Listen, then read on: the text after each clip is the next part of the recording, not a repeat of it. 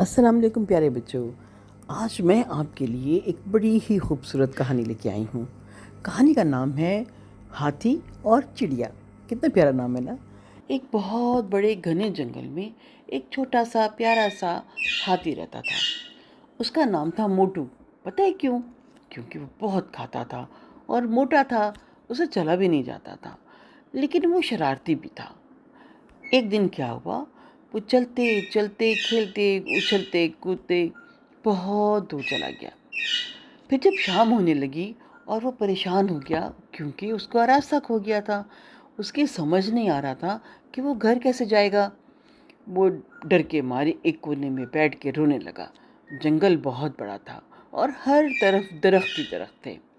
اچانک ایک طرف سے ایک چڑیا کی پھڑپھڑانے کی آواز آئی اور وہ چون چون کرتی اس کے پاس آ کے بیٹھ گئی. کہنے لگی، تم کیوں رو رہے ہو؟ موٹو پریشانی سے بولا، میں گھر کا راستہ بھول گیا ہوں. چڑیا کہنے لگی، تم فکر مت کرو، میں چھوٹی سی تو ہوں مگر میں تمہاری مدد کروں گی. چڑیا نے آگے آگے اڑ کر اس کو راستہ دکھایا اور وہ پیارا سا موٹو شرارتی ہاتھی اس کے پیچھے پیچھے آرام سے چلنے لگا. راستے میں ایک ندی بھی آئی. ان دونوں نے وہ ندی پار کی اور لمبا راستہ طے کیا. دور سے اس کو اپنا گھر نظر آیا. موٹو کو دیکھ کر اتنی خوشی ہوئی، اس نے چڑیا کا شکریہ ادا کیا کیونکہ اس کو اپنی ماما بھی نظر آ رہی تھیں جو کہ بہت پریشان تھیں.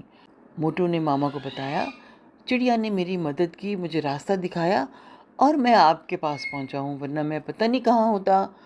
اور بچوں، آپ کو پتہ ہے نا، ماما سے دور نہیں جانا چاہیے، گھر سے دور شام کو نہیں جانا چاہیے، بغیر بتائے تو بالکل بھی نہیں جانا چاہیے، ورنہ ماما بہت پریشان ہو جاتی ہیں. تو آپ کو اس کہانی سے کیا سبق ملا؟ مجھے ضرور بتائیے گا.